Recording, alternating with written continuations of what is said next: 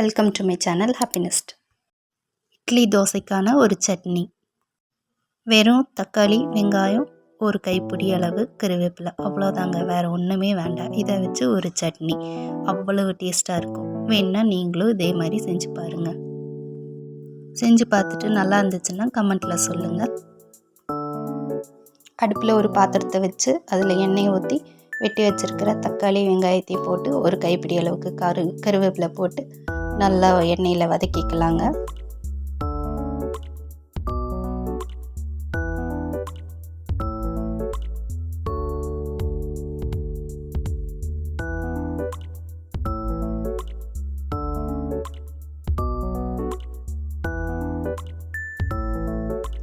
தக்காளி, வெங்காயம் எல்லாம் ஒரு 2-3 நிமிஷத்தில் பாதி வதங்கிடும்.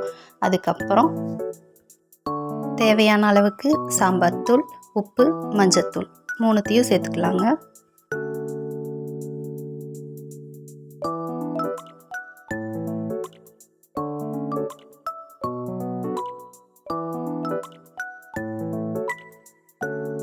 சேர்த்ததுக்கப்புறம் மறுபடியும் ஒரு 2 நிமிஷத்துக்கு நல்லா வதக்கி விட்டுக்கலாங்க. தண்ணி ஊற்றாமல் சிம்மிலேயே அடுப்பில் தக்காளி, வெங்காயம் எல்லாம் வதங்குற மாதிரி பார்த்துக்கோங்க.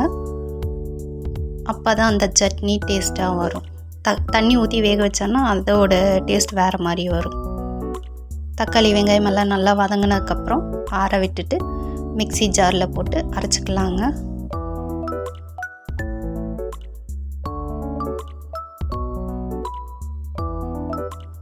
அரைச்ச சட்னிக்கு வேணும்னா தாளிச்சிக்கலாம், வேண்டான்னா அப்படியே கூட தொட்டு சாப்பிட்டுக்கலாங்க. அவ்வளவு டேஸ்ட்டாக இருக்கும்.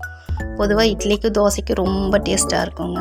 நீங்களும் இதே மாதிரி ஒரு தடவை செஞ்சு பாருங்கள். இந்த வீடியோ உங்களுக்கு பிடிச்சிருந்ததுன்னா லைக் பண்ணுங்கள், ஷேர் பண்ணுங்கள், கமெண்ட் பண்ணுங்கள். தேங்க்ஸ் ஃபார் வாட்சிங்.